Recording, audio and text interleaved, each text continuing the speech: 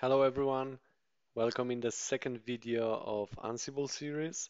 Today we're gonna talk specifically about Ansible ad hoc commands.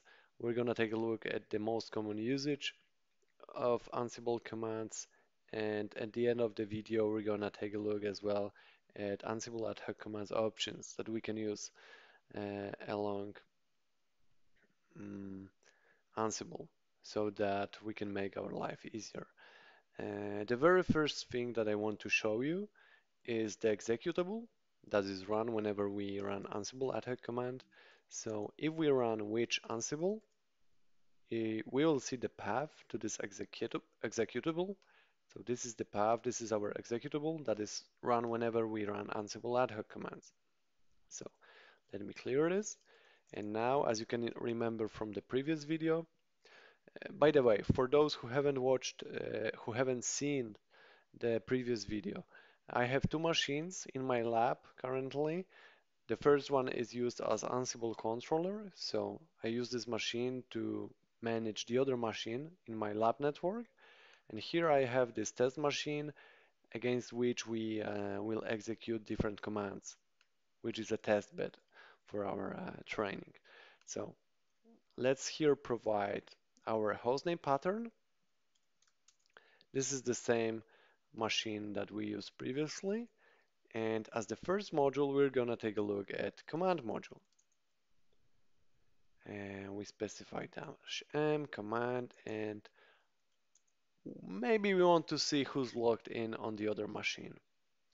You know, Ansible ad hoc commands are used to execute single tasks that you don't have to repeat very often, but these tasks or these ad hoc commands can save you a lot of time, as you will see in a second. So let me hit the return key. In a second, we should be able to see who is logged in to the remote machine. All right, we can see that. Maybe you want to see how long that machine has been up. So we want to check uptime of that machine, you know? Or maybe you want to quickly take a look at firewall D settings, the ports, the services that are allowed in your default zone. So let's give it some time. And as you can see, we have our services. We have our active zone. You know, that's what we can use Ansible ad hoc commands for. But we have actually much more possibilities. And we can manage packages using Ansible ad hoc commands. So we specify our host, again, our hostname pattern. We specify this time -m from -m for module, remember, we specify our module name, -a for argument, and here we want to provide name of the package that we want to install. So maybe we want to install secure FTPD, and we want it to be the newest package available in our repository. So let's hit the return key. In the meantime, I'm gonna show you quickly here that we don't have this package installed currently. If we run which, it's not available, but it's currently being processed, and if everything goes fine, we should be able to see some results. Just like that. We have our package installed. So now if we go back here and if we repeat the command, we can see that it has been installed. So maybe you'd like to manage this service somehow. You don't necessarily want to log in there and do this manual work, especially if you have multiple machines. So instead of YAM module, you can actually use service module. -a for arguments, and very similarly to YAM module, you specify name of the service. So we want to manage with FTPD. We want it to be started, and we want it to be enabled at boot time. So we specify yes, and let's hit the return key. If I go here to the second tab, and if I repeat the command, once we have some output here, you will see that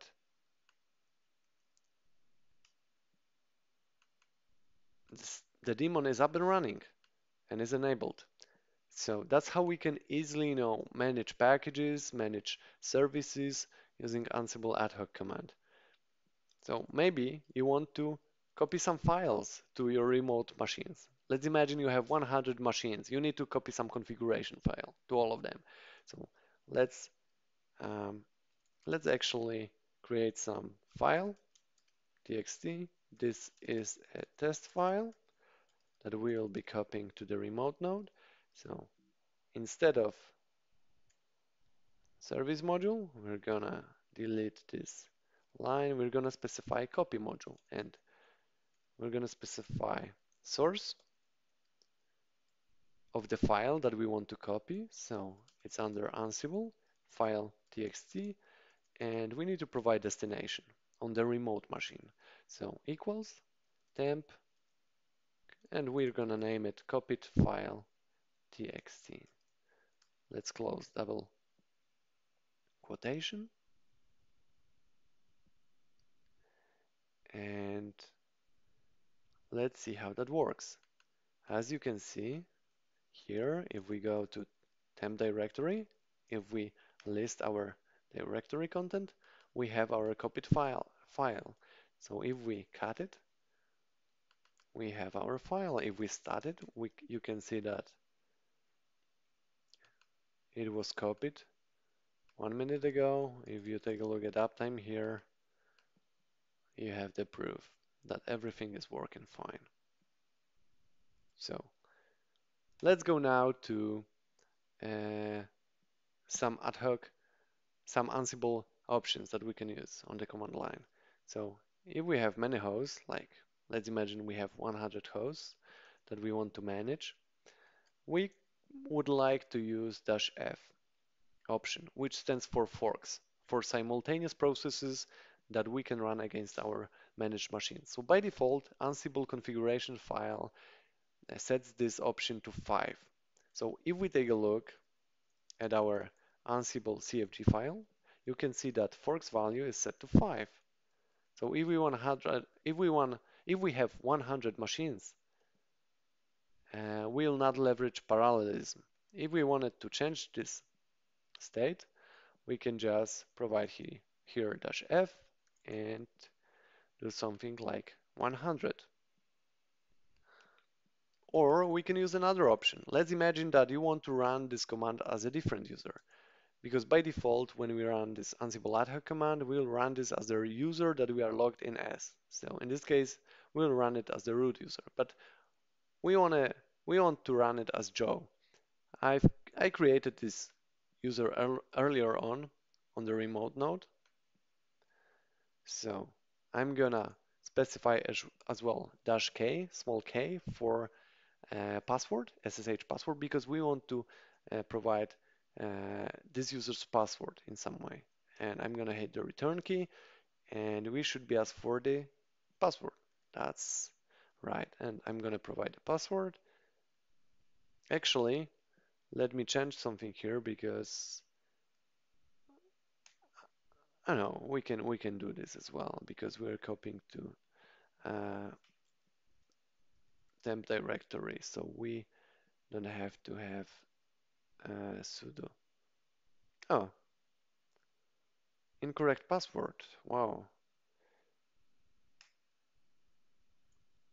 Maybe I haven't set the password at all. So let me quickly do that to show you. Password Joe. And we're gonna provide password. For lab usage, we're gonna provide a simple password. When we go back here, when we rerun the command, and I'm gonna provide the password again. Let's see what happens.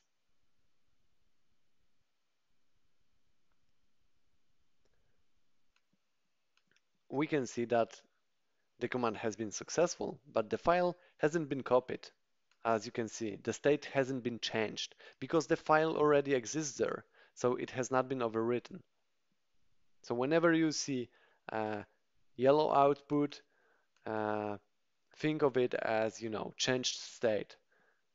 And here when we see green output, we know that the changes have not been made because uh, Ansible already sees that the state has been achieved previously.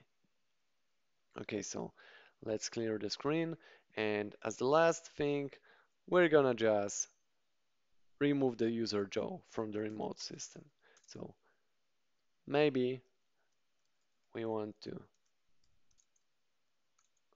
remove that user. Dash M, user for module, and name, we're gonna specify here Joe's name, and state, we're gonna specify absent.